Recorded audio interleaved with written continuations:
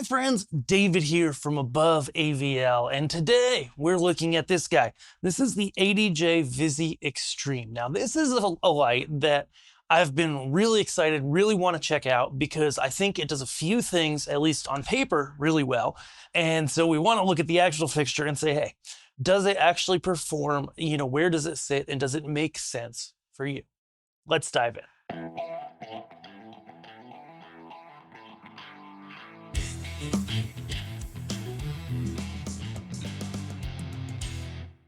So the ADJ Vizi Extreme, as you can look at it, is a very compact wash light that has a surprising amount of brightness given its really tiny size.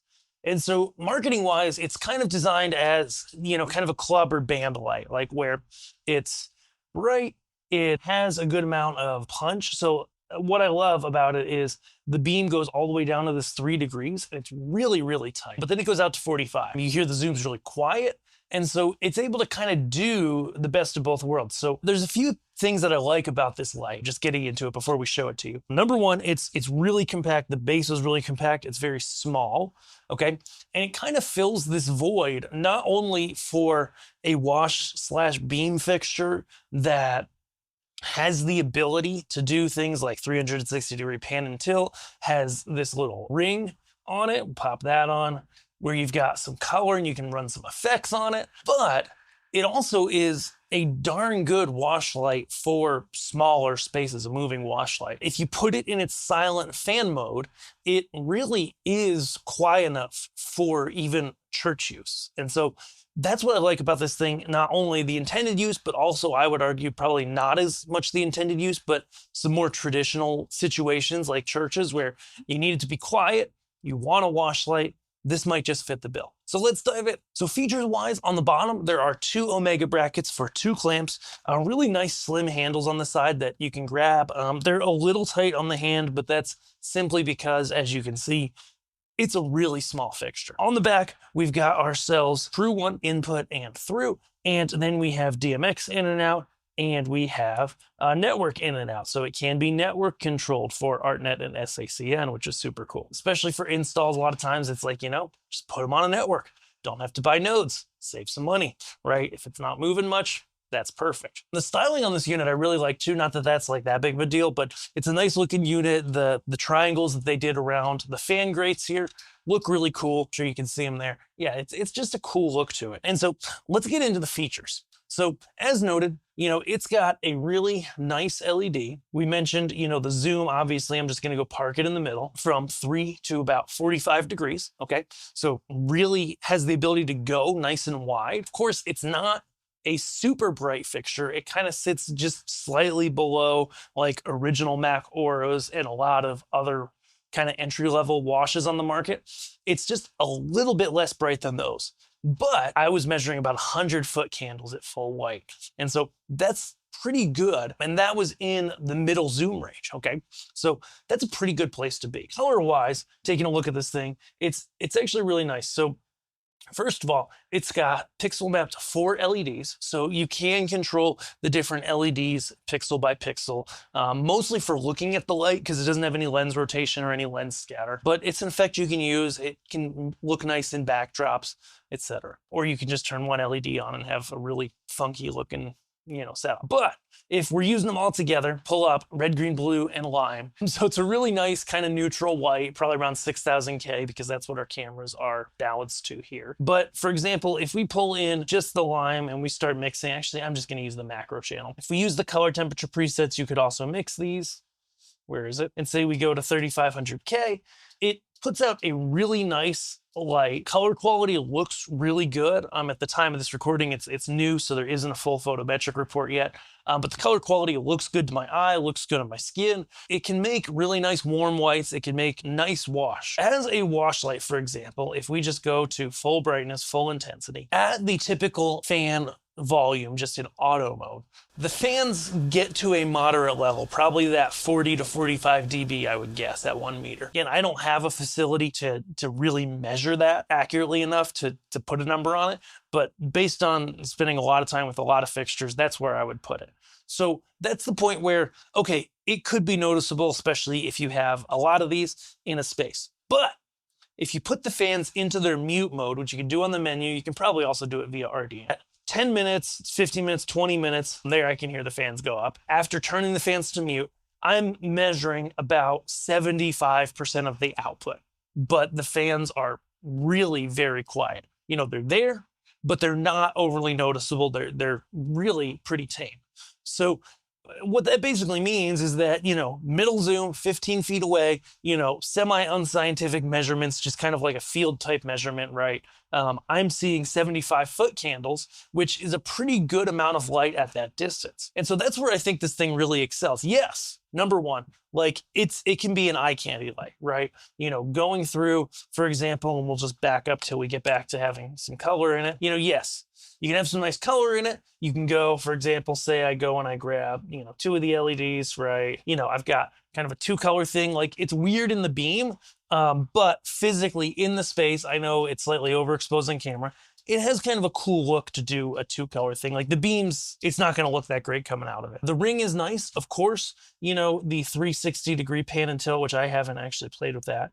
But if we do that, you can see, boom. 360-degree pan and tilt, a little bit of noise there when it really starts going, but really not too bad. And so that's cool. And that totally can be a useful tool in a lot of situations. Bands, DJs, you know, those are going to be the main places. Probably not going to use that as much in a church situation, but it's there. Overall movement, you know, if we're tilting it and we're not going super fast, we're panning it. Even if we go fast, like it's pretty quiet. Pretty well behaved there too, which is great. Actually, I'm going to go back to all one color, back where I was. The whites look really good, so we're happy about that. What else? The ring, 6 segments, as you can probably kind of see flashing here. Let's just go ahead and turn off the LED on the front. What I like about this ring control is you've got full RGB control of these 6 segments. I'm just running a simple chase on them. There's macros built into the different fixture profiles to be able to call that up. What's nice about it is that it is kind of a black frost on the actual ring. So again, even in a church setting, even in a slightly more traditional setting, say we put it in a church, we put the fan mode to mute or low, and we're using it as a backlight wash unit. We don't need to see the ring, right? If we turn the ring off, it really just about disappears. I mean, I've got studio lighting here, which is catching the gray a little bit. You go ahead, turn that guy on. First of all, from 0, it comes on really nicely, fades up really nice. You don't notice that ring. That's where, you know, who is this good for? I think the Vizi Extreme is one, it hits an excellent price point for a moving wash light. It's a step above like entry-level units, like we do the Eliminator Stealth Wash a lot. Great light, but you know, loud fans, you know, not amazing color, kind of loud zoom. Like it's a gigging band, a small gigging band light. This guy kind of sits in between that and your next level of smaller wash units that people often go with. And it does a really excellent job. The ability, it moves, I mean, really fast, just to go back, as you probably saw. Like if we just pop it into, you know, full on crazy mode, you can see it can move really, really fast, but it still stops on a dime. Even the crazy fast movement, like anytime you're going to be using that, it's probably going to be loud enough in the space that it's not going to matter, but it's really not loud. So it's very fast, very precise, very small, which I like, and kind of has the ability to be a good beam light. Because man, you know, down at 3 degrees, you know, popping that in color or even full white here, it really pops and really gives you a good wash beam look, where you're able to see a really clearly defined beam. But then, you know, other times you might be like, hey, I'm just going to zoom that baby out and zoom it out nice and wide, get a lot of coverage, not a ton of brightness, but the fan noise on this guy is not bad. They're variable speed fans. If you're parking it in white and you're in a setting where you need quieter fan speed, like right now I've got a moderate level fan, probably again, kind of mid 40 decibels. But if you park it in that low fan mode, it's probably down in the low 30s decibels, I would say. That's a really solid wash unit in a smaller space, but still in a larger space, you know, even up to say a 30-foot throw, using it as, you know, mostly a beam light and then having the ability to bring in and out the ring as well and have that as a backlight effect makes this a really versatile unit.